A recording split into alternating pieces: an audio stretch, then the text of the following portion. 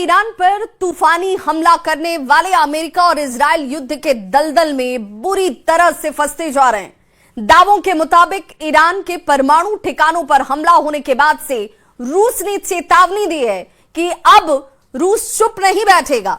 Putin ने तो यहां तक कह दिया कि हम ईरान के लगातार संपर्क में हैं। इधर ईरान ने यह दावा किया है कि उसने तेल अवीव में 40 ठिकानों को अब तक तबाह कर दिया है।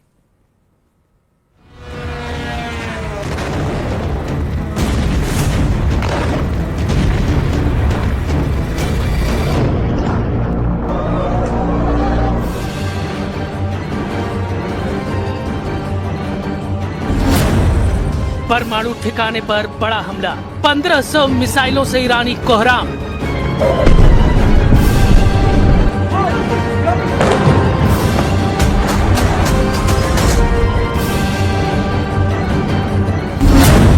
तीसरे दिन में ईरान युद्ध अब ऐसे दौर में पहुंच चुका है जहां ईरान अब मरने और मारने पर पूरी तरह से उतारू हो चुका है। जहां पहले राउंड में अमेरिका और इजराइल ने एक तरफा हमले करके सुप्रीम लीडर अली खamenei समेत 48 से ज्यादा टॉप लीडर्स और कमांडर्स को मार डाला, तो वहीं अब ईरान ने पिछले 3 दिनों में 1000 मिसाइल और ड्रोन से इजराइल और पश्चिमी एशिया में फैले अमेरिका के दर्जनों सैन्य अड्डों पर भीषण हमले किए हैं। हालात ये हो गए हैं कि राष्ट्रपति ट्रंप भी ये मानने को मजबूर हो गए हैं कि युद्ध 2 हफ्ते से ज्यादा चल सकता है। खबर तो यहाँ तक है कि बौखलाए अमेरिका और इजराइल ने ईरान के परमाणु ठिकाने नतांज पर भीषण हमला किया है, जिससे रेडिएशन का खतरा पैदा हो गया।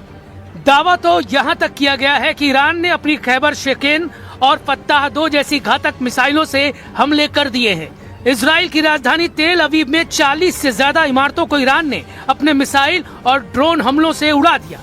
यरूशलेम ने भी ईरान के तूफानी हमलों से भारी तबाही हुई है। अब तक युद्ध में अमेरिका के कई जेट गिर चुके हैं। कुवैत के रक्षा मंत्रालय का यहां तक दावा है कि अमेरिका के कई जेट गिरे हैं। हालांकि कुवैत ने संख्या नहीं बताई है। कुल मिलाकर मिडिल के 8 देश ईरान की बदले की आग में जलने लगे हैं। हम शुरुआत करते हैं अमेरिका और इजराइल के उस तूफानी हमलों से, जिसकी वजह से पश्चिमी एशिया में परमाणु जंग का खतरा पैदा हो गया है। ईरान के परमाणु ठिकाने पर हमला, नेतन्याहू के दफ्तर पर निशाना। 28 फरवरी 2026 को शुरू हुए ऑपरेशन एपिक फ्यूरी और ऑपरेशन रोरिंग लॉयन में ईरान ने तांडव मचा रखा है। रॉयटर्स के हवाले से खबर आ रही है कि अभी तक ईरान में 255 से ज्यादा लोग मारे जा चुके हैं। तेहरान के पश्चिमी इलाके में सबसे ज्यादा अमेरिका और इजराइल ने हमले किए हैं। खबर तो यहाँ तक है कि इजराइल और अमेरिका ने ईरान के नतांज परमाणु ठिकाने पर भीषण हवाई हमला किया है। रेडिएशन की चेतावनी देते हुए ईरान ने दावा किया है कि इजराइल के हमले से पूरे इलाके में परमाणु रेडिएशन किसी भी वक्त शुरू हो सकता है। पिछले 72 घंटे में दोनों तरफ से हजारों मिसाइल, बम और ड्रोन एक दूसरे पर दागे जा चुके हैं। जरा ये आंकड़े देखिए। पिछले 72 घंटों में अमेरिका और इजराइल ने ईरान के भीतर 2500 से अधिक ठिकानों पर बमबारी की है। पहले 24 घंटों की रिपोर्टों के अनुसार केवल पहले दिन अमेरिका ने 900 और इजराइल ने लगभग 1200 हवाई हमले किए हैं। ईरान के तेहरान, इस्फहान, कोम, करज और किरमानशाह जैसे प्रमुख शहरों को निशाना बनाया गया है। इजराइल के 200 से अधिक लड़ाकू विमानों, जिसमें F-35 और F-15 ने सैकड़ों टन सटीक हथियार और लगभग 500 से अधिक बड़ी मिसाइलें दागी हैं। अमेरिकी युद्धपोतों और पनडुब्बियों ने 1000 से अधिक टोमाहॉक क्रूज मिसाइलें दागी हैं। अमेरिका ने अपने B-2 स्टील्थ बॉम्बर से 14 GBU-57 बम गिराए। ये दुनिया के सबसे बड़े बम हैं, जो जमीन के नीचे गहराई में बनी परमाणु सुविधाओं जैसे फोर्डो और नतांज को तबाह करने के लिए उपयोग किए गए हैं। दावा तो यहाँ तक किया गया है कि ईरान के परमाणु ठिकाने नतांज पर अमेरिका के हमलों से भारी नुकसान हुआ है। Trump has all the latitude in the world to talk about how long it may or may not take. 4 weeks, 2 weeks, 6 weeks. It could move up, it could move back. We're going to execute at his command the objectives we've set out to achieve. And what he has shown an ability to do that other presidents can't quite seem to have the aperture to do, well, I mean, Joe Biden didn't even know what he was doing, is to look for opportunities and off-ramps and escalations for the United States that creates new opportunities to execute what we need on our own time. Iran का तूफानी पलटवार, खौफ में Trump, 4 हफ्ते चलेगा युद्ध। दूसरी तरफ ईरान ने भी इजराइल और अमेरिका के सैन्य अड्डों पर तूफानी हमले किए हैं। कतर, बहरीन, कुवैत, सऊदी अरब, यूएई, साइप्रस और तुर्की में आज ईरान ने इतने तूफानी हमले किए हैं जिन्हें देखकर राष्ट्रपति ट्रंप बुरी तरह से बौखला गए हैं। ट्रंप ने माना कि ये जंग 2 हफ्ते से लेकर 4 हफ्ते तक चल सकती है।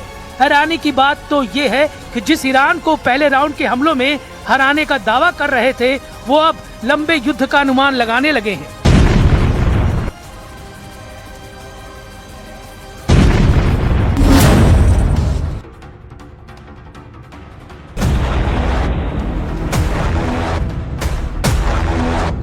कुवैत में 3 F-15E strike eagle jet America के गिर चुके हैं। दावा किया जा रहा है, ईरान का दावा है कि उसने अमेरिका के जेट मार गिराए हैं, लेकिन कुवैत के रक्षा मंत्रालय और अमेरिकी सेंट्रल कमांड ने आधिकारिक तौर पर स्वीकार किया है कि 3 अमेरिकी F-15E फ्रेंडली फायर में तबाह हुए हैं। हालांकि पायलट सुरक्षित बताए जा रहे हैं। अगर हम हवाई हमलों के हिसाब से ईरानी हमला करने की क्षमता को देखें तो वाकई ईरान ने कोहराम मचा दिया है। ईरान ने इस वक्त 700 किलोमीटर दूर इराक में अमेरिकी अड्डों पर हमले तेज कर दिए हैं। 750 किलोमीटर दूर कुवैत पर ईरान ने ताबड़तोड़ ड्रोन और मिसाइल हमले किए हैं। 1050 किलोमीटर दूर बहरीन के मनामा में ईरान ने अमेरिका के नौसैनिक अड्डे पर हमला किया है। 1150 किलोमीटर दूर कतर पर सबसे भीषण हमला ईरान ने किया है। यहाँ पश्चिमी एशिया में अमेरिका का सबसे बड़ा सैन्य अड्डे को ईरान ने तबाह कर दिया है। 1280 किलोमीटर दूर यूएई में भी ईरान के हमलों से भारी तबाही हुई है। 1300 किलोमीटर दूर सऊदी अरब की आरामको तेल कंपनी पर ईरान ने तूफानी हमला किया है। इससे सबसे बड़ी रास तनूरा रिफाइनरी को भीषण नुकसान हुआ है। 1460 किलोमीटर दूर जॉर्डन में भी ईरान के हमले से भारी नुकसान हुआ है। 1500 किलोमीटर दूर ओमान में ईरान ने अमेरिकी ठिकाने पर ड्रोन से हमला किया है। अगर बात करें इजराइल की तो ईरान ने 1550 किलोमीटर दूर इजराइल के कम से कम 6 शहरों पर तूफानी हमले किए हैं। अकेले राजधानी तेल अवीव की 40 इमारतों को ईरान ने ध्वस्त कर दिया है, जबकि 1750 किलोमीटर दूर साइप्रस में फ्रांस के अड्डे पर भी ईरान ने मिसाइलों से हमले किए हैं। कुल मिलाकर ईरान ने साबित कर दिया है कि भले ही अमेरिका और इजराइल ने उसका ऐतिहासिक नुकसान किया है, लेकिन ईरान आखिरी दम तक मुकाबला करेगा।